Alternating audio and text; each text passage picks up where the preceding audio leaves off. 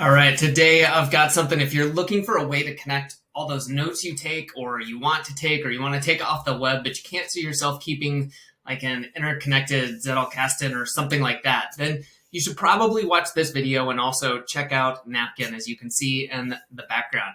So this was an interesting one for me. David from Napkin reached out several months ago before they had the Readwise integration. And I found it enticing enough to really want to check it out without the one main integration that I really, really wanted. Thankfully, they added it a short time later, so was able to start using that.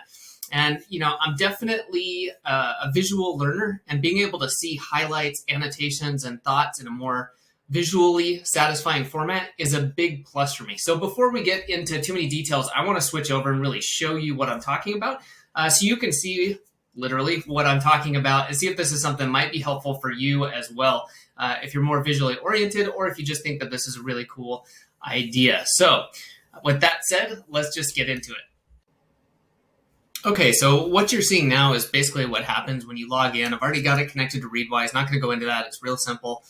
It's just like connecting other tools. But like I said, I think that this is something that could be for anyone that wants to collect ideas from around the interwebs. You can add thoughts manually as well, though, if you want to, or who wants to take the thoughts they've collected with tools like Readwise and have a more visual way of interpreting them. So real basic, let's take a look. We're looking in here right now. We've got a bunch of little snippets that I have highlighted, and you can see they're all from the book Decisive by Chip Heath. And what you can also do down here, and again, these are all just highlights I've made and they've been imported via Readwise. There's a couple things going on here. We can show tags or not show tags. All right. You can add a source link and you can add thought to stacks, which I'll get into. And then you can manually add tags. Like maybe this one, is you have an important tag or something like that. This is cool, though. What this is magic tags. So it will go through, and it being Napkin, will go through and add tags based on the content. This can be helpful, if you're the type where maybe you just want to generate some ideas as far as tags, but you're not overly concerned about what your tags taxonomy is going to be. Again, this one I leave up to you to decide whether or not it's something you would want to use. I don't see this as good or bad. I see it being very useful if you want to use it. For some people, I think they may not want to. So let's see what happened when it clicks. Go through here and we can go through and see decision making. That's great. That's a perfect one. Thinking, it's a little broad, but maybe. And then strategy, maybe not. I think if I was going to keep these, I have a tag that's more like how to think or how to learn, things like that. But decision making, 100%. So let's say we want to save that. So that can be super helpful. All right, so I mentioned this a minute ago, but let's talk about stacks. If we go over here and click, we can show stacks, or you can use shortcuts.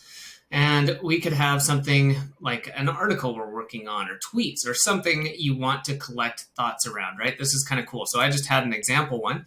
And just looking at, maybe some futurism type things, some things in the future. So I've got a couple of notes here that I've put in here.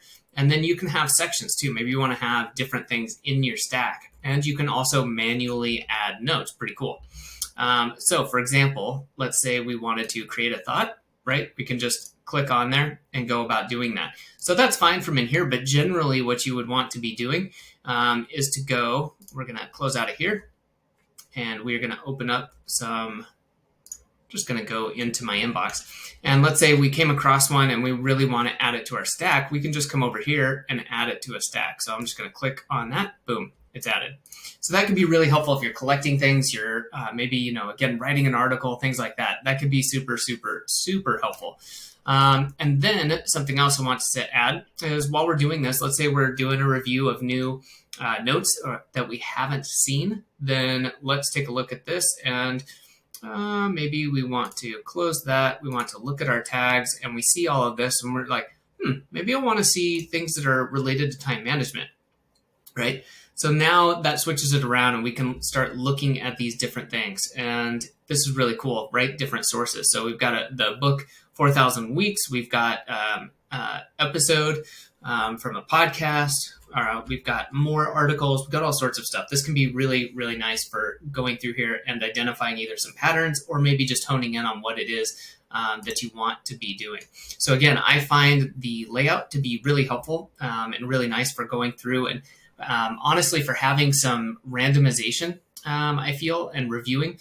This is something I've tried to do in different tools in Notion and Roam to varied success.